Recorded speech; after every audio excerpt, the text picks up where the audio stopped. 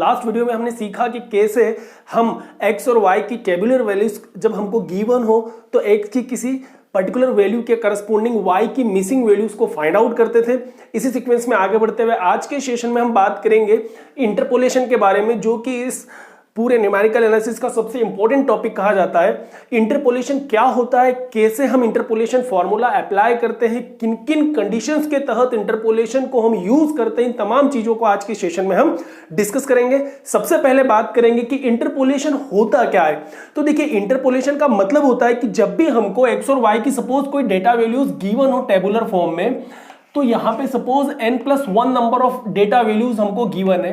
x की values like x0, x1, x2, x3 से लेके मान लिया जाए xn तक हमको n+1 number of values x की गिवन है, and the corresponding values of y कहें या फिर हम कहें फंक्शन ऑफ x, तो y कहें या f ऑफ x कहें। Suppose corresponding values of y जो अपने को मिलेगा y0, y1, y2, y3 up to yn। Suppose हमको इस प्रकार से कोई टेबुलर वैल्यूज गिवन है, तो इंटरपोलेशन का मतलब ये होता है x की किसी इंटरमीडिएट वैल्यू के करस्पोंडिंग y की इंटरमीडिएट वैल्यू को फाइंड आउट करने का जो प्रोसेस होता है, वही प्रोसेस इंटरपोलेशन कहलाता है। एक्स्ट्रापोलेशन में क्या होगा कि इन डेटा वैल्यूज के बाहर की किसी वैल्यू के करस्पोंडिंग y की वैल्यू को हम फाइंड आउट करें।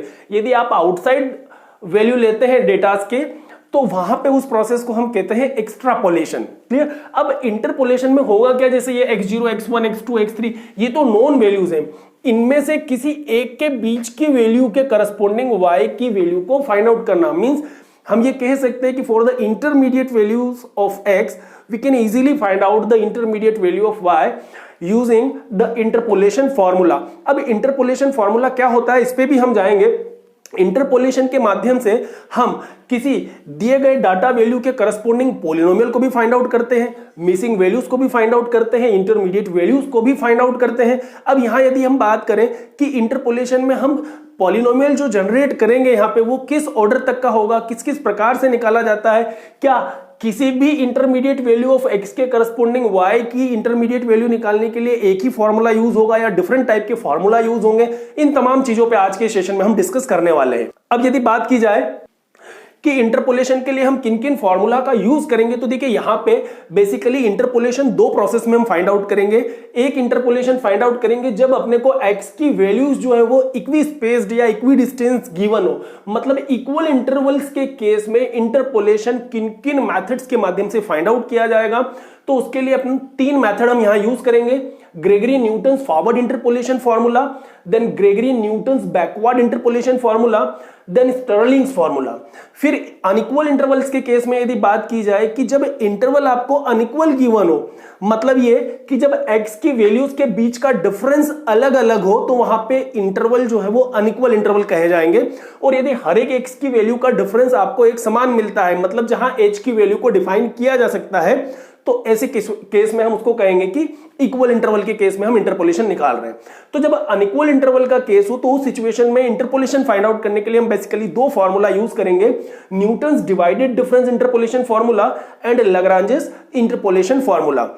अब देखिए ये पांच इंपॉर्टेंट फॉर्मूले होंगे यहाँ पे, इन पांचों मेथड्स को हम अच्छे से सीखेंगे। फॉर्मूला क्या होता है और कैसे फॉर्मूले को हम दिए गए डेटा वैल्यू पे अप्लाई करते हैं बात करेंगे। सबसे पहले बात करेंगे कि Gregory Newton's forward interpolation formula क्या होता है। अब देखिए न्यूटन फॉरवर्ड इंटरपोलेशन फॉर्मूला को हम एक एग्जांपल के माध्यम से यहां समझेंगे, फॉर्मूला भी सीखेंगे और कैसे उसको हम किसी पर्टिकुलर डेटा वैल्यू पे अप्लाई करते हैं वो भी सीखेंगे। यहां हमसे कहा जा रहा है कि estimate the sale for the year 1966 using Newton forward interpolation formula. अब देखिए यहां पे अपने को एक कॉलम में ईयर गिवन है और दूसरे में सेल इन थाउजेंड्स गिवन है। मतलब 1931 में जो सेल हुआ वो हुआ 12,000 का, 41 में जो हुआ वो 15,000, देन 1951 में 20,000, 1961 में 27,000, 1971 में 39,000 एंड 1981 में 52,000। अब देखिए इसी डेटा वैल्यू के लिए जब हमने सबसे पहले फॉरवर्ड डिफरेंस टेबल बनाया था, तो हमने सेम डेटा वैल्यू के करस्पोंडिंग फॉरवर्ड डिफरेंस टेबल जो है वो लास्ट वीडियो में जब हमने सीखा था तब बनाया था। इसी डेटा वैल्यू के लिए हमने बैकवर्ड डिफरेंस टेबल भी बनाया, क्योंकि इंटरपोलेशन के लिए एक इंपॉर्टेंट क्वेश्चन है, यहां से हम काफी कुछ चीजें जो है वो सीखने वाले हैं। अब देखिए अपने को कहा जा रहा है कि 1966 के करस्पोंडिंग हम क्या करें, सेल फाइंड आउट करें। तो भी 1931 के करस्पोंडिंग सेल था 12,000, 1941 के करस्पोंडिंग 15,000। अब 1966 कहां जनरेट हो रहा है? 1961 एंड 1971 के बीच में हमको मिलेगा 1966। तो 1961 और 1971 की किसी बीच की वैल्यू 1966 के करस्पोंडिंग हमको क्या निकालना है? सेल निकालना है। देखिए आंसर लगभग तो हमें पता होना चाहिए कि भाई 61 और 71, तो 61 के करस्पोंडिंग 27, 71 के करस्पोंडिंग 39, तो इन दोनों के बीच में ही मतलब 27 और 39,000 के बीच में ही हमको कहीं ना कहीं जो सेल है वो 1966 का देखने को मिलेगा। बात यहां पे हम ये कर रहे हैं कि न्यूटन फॉरवर्ड इंटरपोलेशन कब एप्लीकेबल होगा, कब बैकवर्ड इंटरपोलेशन एप्लीकेबल होगा और कब स्टर्लिंग फार्मूला एप्लीकेबल होगा। इसके पहले हमने जो इक्वल इंटरवल के केस में 3 फार्मूला डिस्कस किए थे।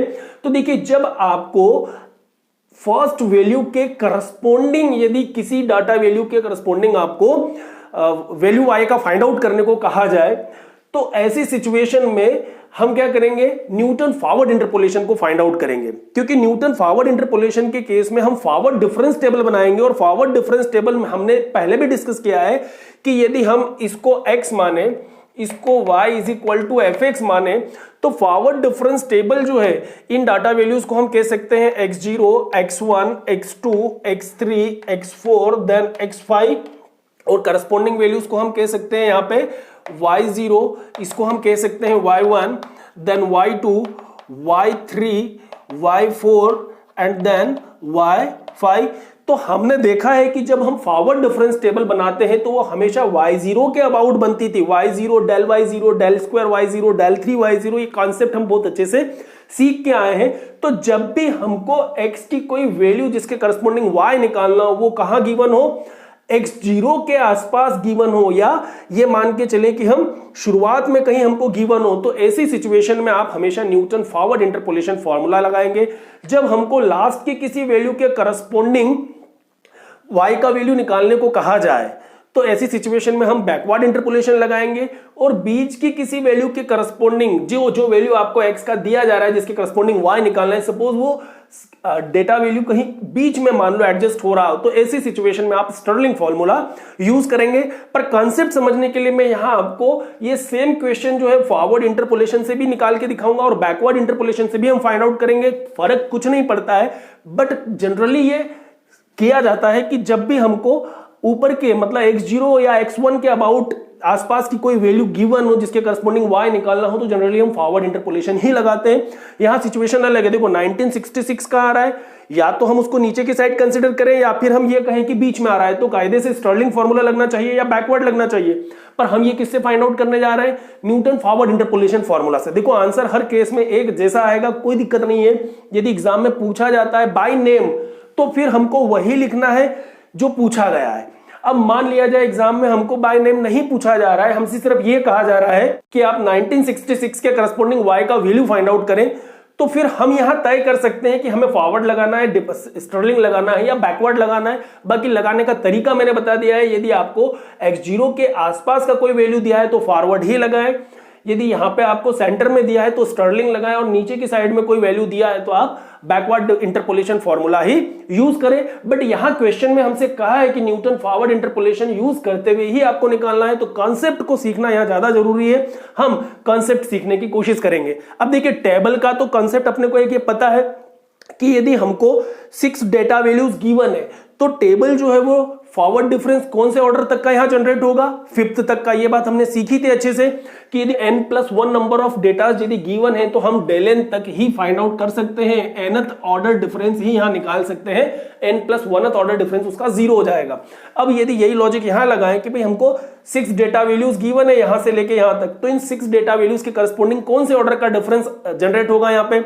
तो हाईएस्ट जो अपना डिफरेंस जाएगा यहां पे वो 5th ऑर्डर तक का ही जाएगा। और उसके लिए हम डिफरेंस टेबल पहले बनाएंगे और इंटरपोलेशन फॉर्मूले को सीखते हैं। तो देखो पहले इंटरपोलेशन फॉर्मूले की यदि बात की जाए तो हम यहां पे समझेंगे कि y हमको निकालना है, या हम ये कहें कि f ऑफ x निकालना है, तो इसको हम लिख सकते हैं f of x0 plus UH, that will be y0 plus u del y0 plus u minus 1 by factorial 2 del square y0 plus u minus 1 u minus 2 by factorial 3 del 3y0 plus up to ये n number of term जहां तक possible होगा इस प्रकार से अपने को लिखना है। पहली टर्म होगी y0, देन u अपोन में factorial 1 del power 1 y0 u minus 1 by factorial 2 del square y0, then u minus 1 u minus 2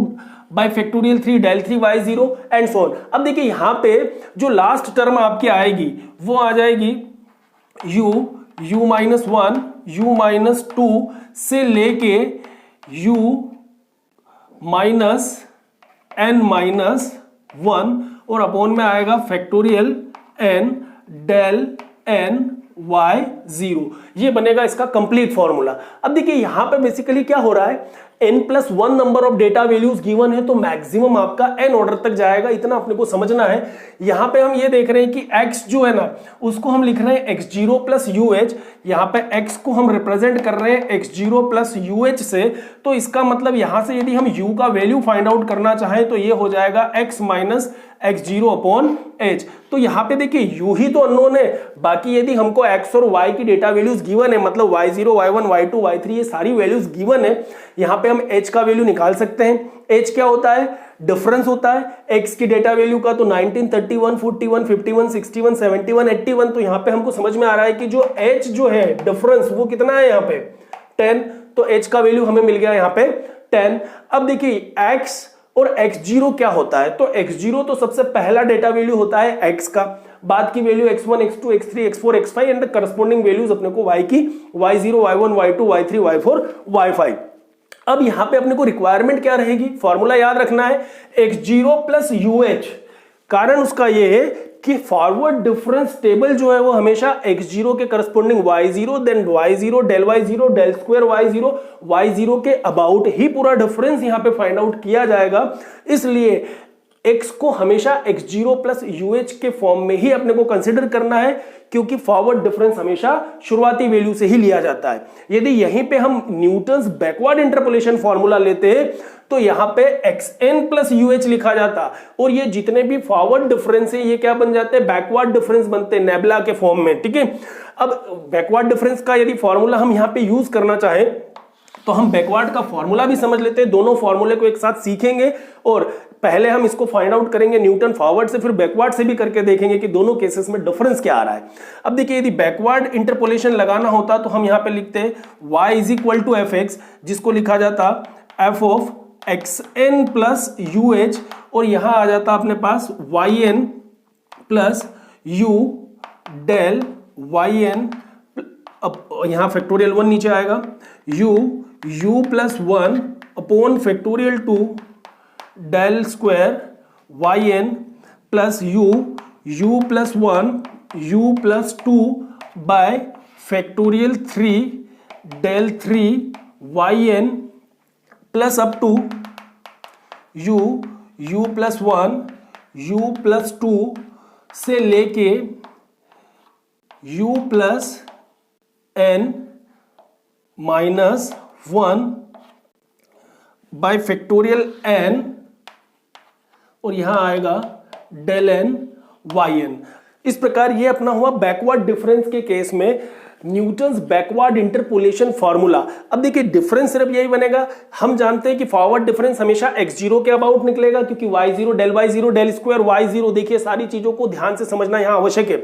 और यदि बैकवर्ड डिफरेंस की बात करते हैं तो बैकवर्ड डिफरेंस हमेशा लास्ट वाले पॉइंट के अबाउट निकलता है, मतलब yn के अबाउट निकलता है। हमने जब डिफरेंस टेबल सीखा था तो बहुत अच्छे से इस लॉजिक को सीखा था कि फॉरवर्ड डिफरेंस में कैसा टेबल जनरेट हो रहा है और बैकवर्ड में कैसा। तो जब न्यूटन बैकवर्ड इंटरपोलेशन की बात करेंगे तो backward difference operator nebula use करेंगे, साथ में y0 न लेते हुए हम यहां क्या लेंगे yn डेल स्क्वायर yn, और यहां जितने भी माइनस थे u माइनस 1 u माइनस 2 ये सब क्या हो जाएंगे बैकवर्ड के केस में u प्लस 1 u प्लस 2। अब देखिए यहां पे एक हम देखें तो u माइनस 1 दो factor factorial 2 power 2, 3 factors factorial 3 power 3, n number of factors factorial n power n।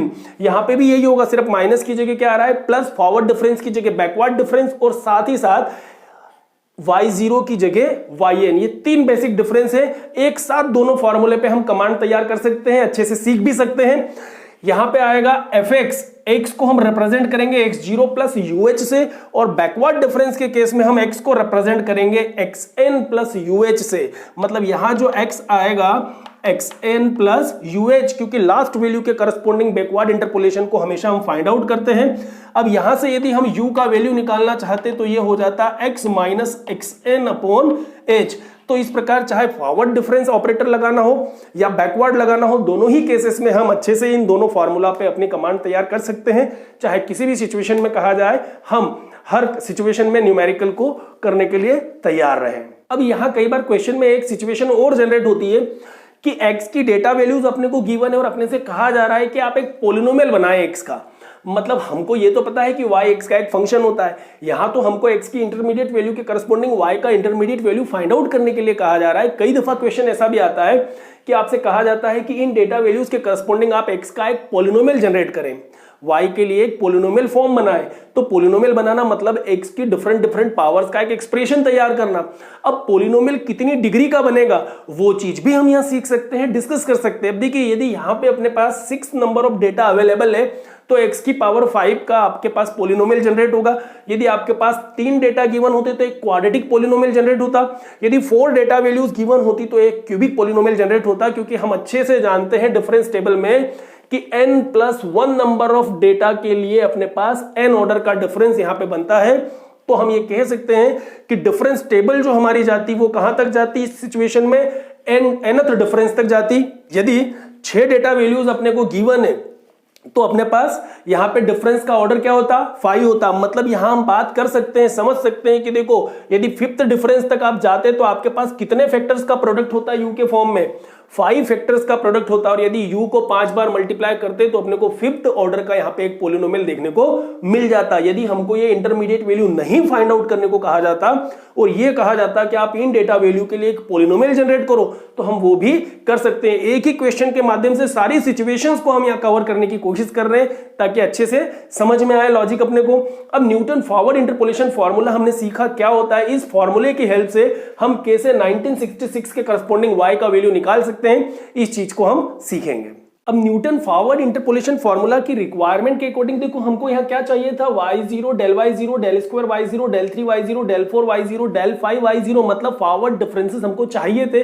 Forward difference table बनाना हमको आता है। जब इसके पहले वाले सेशन में हमने फॉरवर्ड डिफरेंस टेबल वाला जो लेक्चर लिया था, उस लेक्चर में हमने इन्हीं डेटा वैल्यूज के लिए फॉरवर्ड डिफरेंस टेबल बनाना सिखाया था, जिसमें ये टेबल हम बहुत अच्छे से डिस्कस कर चुके हैं वहां पे कि कैसे निकालेंगे।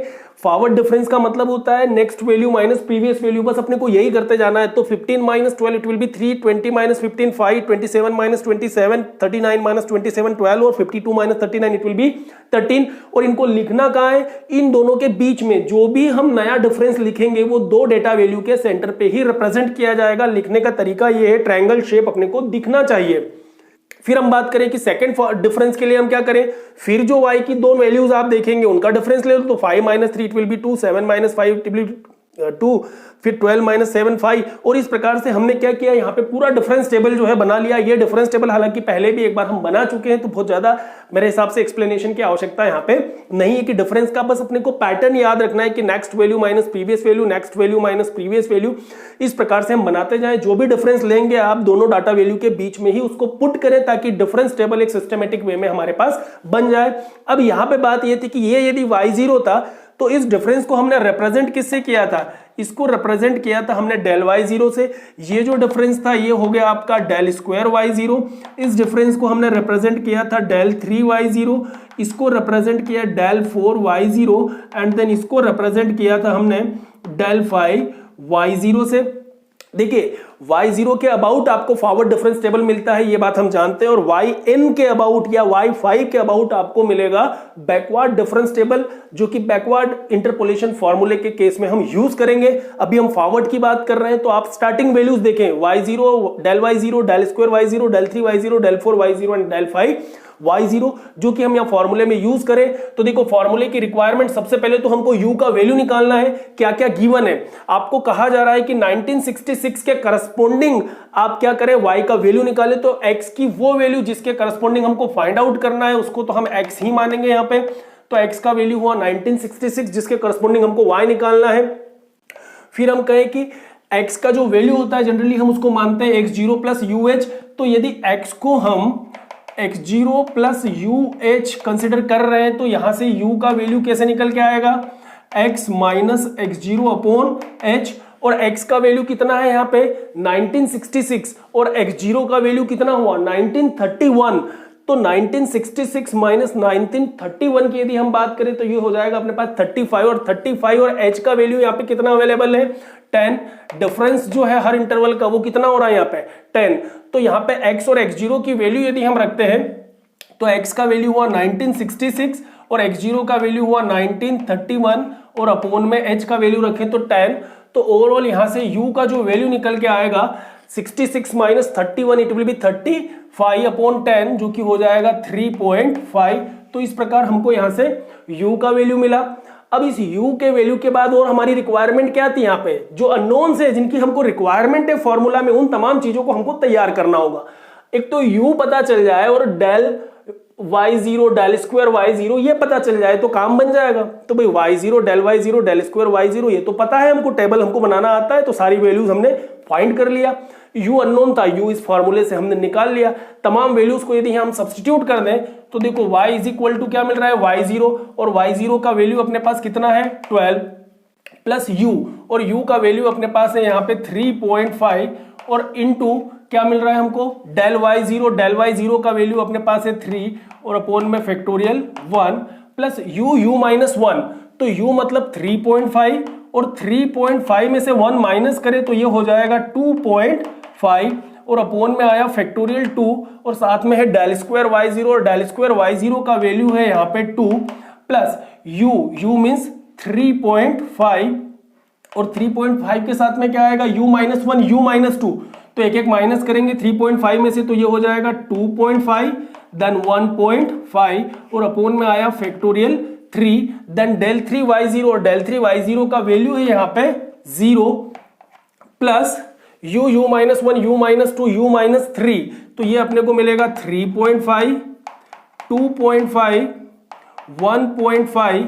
अब 3 तो अपने पास थे, अब एक u माइनस 3, u मतलब 3.5 में से 1 आप क्या माइनस करें 3, तो ये आएगा 0.5 और अपोन में आएगा फैक्टोरियल 4 और इनटू यहां हमको मिल रहा है डेल 4y0, और डेल 4y0 का वैल्यू अवेलेबल है अपने पास 3 प्लस लास्ट फैक्टर हम देखें तो u माइनस 1 से लेके u माइनस 4 तक। तो u मीन्स 3.5, तो 3.5 से स्टार्ट करें तो 3.5 एक माइनस करें 2.5 अगेन एक माइनस करें 1.5 अगेन एक माइनस करें 0.5 एक माइनस करेंगे तो माइनस का 0.5। तो इस प्रकार अपने को u minus 1 u minus 2 u minus 3 u minus 4 and upon में आएगा अपने पास फैक्टोरियल 5 इंटू डेल 5y0, और डेल 5y0 का जो वैल्यू है वो है अपने पास माइनस का 10। अब इस प्रकार साइंटिफिक कैलकुलेटर पे हमको यहाँ पे प्रैक्टिस चाहिए क्योंकि एग्जाम में अलाउ होता है। अब साइंटिफिक कैलकुलेटर में एक स्टेप में ब्रैकेट्स को ध्यान में रखते हुए हम पूरे एक्सप्रेशन का यहाँ पे आंसर फाइंड आउट कर सकते हैं। y का यहाँ पे जो हम वैल्यू निकालेंगे कैलकुलेटर लेंगे एक स्टेप में 12 प्लस फिर ब्रैकेट लगाएंगे, इनको मल्टीप्लाई करेंगे, ब्रैकेट के अंदर इसको हम डिवाइड भी करेंगे, then product again division again multiplication division multiplication division multiplication division और सबके बीच में प्लस। तो यदि ब्रैकेट वैल्यूज के साथ आप साइंटिफिक कैलकुलेटर को एक्सेस करेंगे तो कभी भी आंसर मिस्टेक नहीं आएगा। कोशिश करना है कि एक ही स्टेप में हम पूरी एक्सप्रेशन को सॉल्व करें कैलकुलेटर के अंदर, अलग अलग एक्सप्रेशन को सॉल्व करके फिर उनके पार्ट्स में आंसर लिखेंगे तो कहीं ना कहीं गलती की गुंजाइश जरूर बन जाएगी। तो ऐसा नहीं करना है, एक स्टेप में पूरे कैलकुलेशन को हम लेने की कोशिश करें कैलकुलेटर में तो कभी भी दिक्कत नहीं आएगी। अब यहां पे यदि हम इस प्रकार से इस पूरी एक्सप्रेशन को सिंप्लीफाई करें तो y का वैल्यू आ जाएगा 32.34। अब ये जो y आया अपना 32.34 ये आएगा 1000 में, क्योंकि y की जितनी भी डेटा वैल्यूज अपने को गिवन है वो रिप्रेजेंट करेगा सेल इन 1000। तो अब देखो यहाँ पे अपने को कितना 1000 मिला, जब x का वैल्यू y जो है हमने कहा कि f ऑफ x होता है और x यहाँ कितना है 1966, मतलब इसको हम इस तरह से भी लिख सकते हैं कि y एट 1966, या ये कहें कि f ऑफ x और x की प्लेस पे हम रखें 1966, तो y का जो हमको वैल्यू मिला वो आया 32.34,000। तो इस प्रकार ये जो है हमारा आंसर है using the forward interpolation formula. तो Gregory Newton forward interpolation formula के माध्यम से हमने कितने आसान से स्टेप्स में यहाँ पे जो है वो आंसर निकाल दिया है। कैलकुलेशन पे अपना कमांड तैयार करना है ताकि अपने से कोई मिस्टेक ना हो, क्योंकि यदि कैलकुलेशन में गड़बड़ी होगी तो डेफिनेटली आंसर आपका चेंज हो जाएगा, जो कि गलत हो जाएगा। ठीक है, तो आंसर सही लाने के लिए प्रैक्टिस यहाँ पे थोड़ी सी जरूरी है। फॉर्मूला बड़ा सिंपल सा है, एक फॉर्मूले के माध्यम से हम बड़ी आसानी से यहाँ पे वैल्यू फाइंड आउट कर रहे हैं। यदि यहाँ पे हमको 1966 की जगह ऐसा कहा जाता कि भाई आप एक पॉलिनोमियल जनरेट करें, किसी x की वैल्यू के करस्पॉन्डिंग y नहीं निकालना है, तो फिर यहां पे आप x की प्लेस पे x ही रहने देंगे, क्योंकि x की कोई वैल्यू नहीं गिवन होती। तो इस सिचुएशन में देखो, x को यदि आप x ही रहने देते तो x0 गिवन है, h गिवन है, u आपके पास किस टर्म में आता, x की टर्म में। मतलब सारे u की जगह यदि हम x रखते तो हमारा आंसर हमेशा किस में आता, x की टर्म में आता। और यदि हम x की टर्म में आंसर निकाल रहे हैं तो फिर x की जगह आप कुछ भी वैल्यू पुट करें, y का वैल्यू आप निकाल सकते हैं। तो इस प्रकार पॉलिनोमियल जनरेट करने के बाद भी आप इंटरपोलेटिंग वैल्यू जो है यहाँ पे निकाल सकते हैं। प्रोसेस यही रहेगा। अब देखिए यहाँ पे यदि हम बैकवर्ड डिफरेंस की बात करें, यदि हमसे कहा जाता सेम डेटा वैल्यू के लिए कि आप इसको न्यूटन बैकवर्ड इंटरपोलेशन से फाइंड आउट करें, तो हम अच्छे से जानते हैं कि बैकवर्ड इंटरपोलेशन फॉर्मूला जो हमने थोड़ी देर पहले लिया था, उसमें क्या किया हमने, जितने y0 del y0 del square y0 थे, ये क्या बन गए थे, yn डेल yn, या नेबुला से रिप्रेजेंट करें उसको, रिवर्स डेल है ना, तो yn del yn u del yn u plus 1 by factorial 2 del square yn। और रिवर्स ऑपरेटर के केस में यहां जब आप ऑपरेटर रिवर्स लिखते तो डेटा वैल्यूज तो सेम रहती। आपको याद रखने लायक क्या था कि जो yn मतलब वाईफाई, ये आपका बनता डेल वाईफाई, बैकवर्ड के केस में ये बनता आपका डेल स्क्वायर वाईफाई, इसको हम कहते हैं डेल 3 वाईफाई, ये आपका बन जाता है डेल 4 वाईफाई। एंड देन ये जो वैल्यू है ये बैकवर्ड के केस में बनती डेल 5 वाई5, मतलब फॉरवर्ड में डेल 5 y0 था। तो यही बैकवर्ड डिफरेंस टेबल यदि आप बनाते तो सेम वैल्यू को आप किससे रिप्रेजेंट करते, डेल 5 y5 से। मैंने जब बैकवर्ड डिफरेंस टेबल समझाया था तब भी ये चीज सिखाई थी कि डेटा वैल्यूज आपकी एक समान रहेगी, चाहे आप फॉरवर्ड डिफरेंस टेबल बनाए चाहे बैकवर्ड। चेंज होगा तो सिर्फ नोटेशन का according to the difference operator. Forward difference operator है तो इन वैल्यूज को आप y0 डेल y0 कहेंगे, और यदि बैकवर्ड है तो इनको आप yn del square yn del 3 yn इस प्रकार से रिप्रेजेंट करेंगे। तो बैकवर्ड डिफरेंस फॉर्मूला यूज करके भी हम यहां पे इंटरपोलेशन फाइंड आउट कर सकते हैं। नेक्स्ट वीडियो में हम एक और इंटरेस्टिंग क्वेश्चन लेंगे based on interpolation. I hope कि ये सेशन आपको समझ में आया होगा। Thank you very much, thanks for watching this video.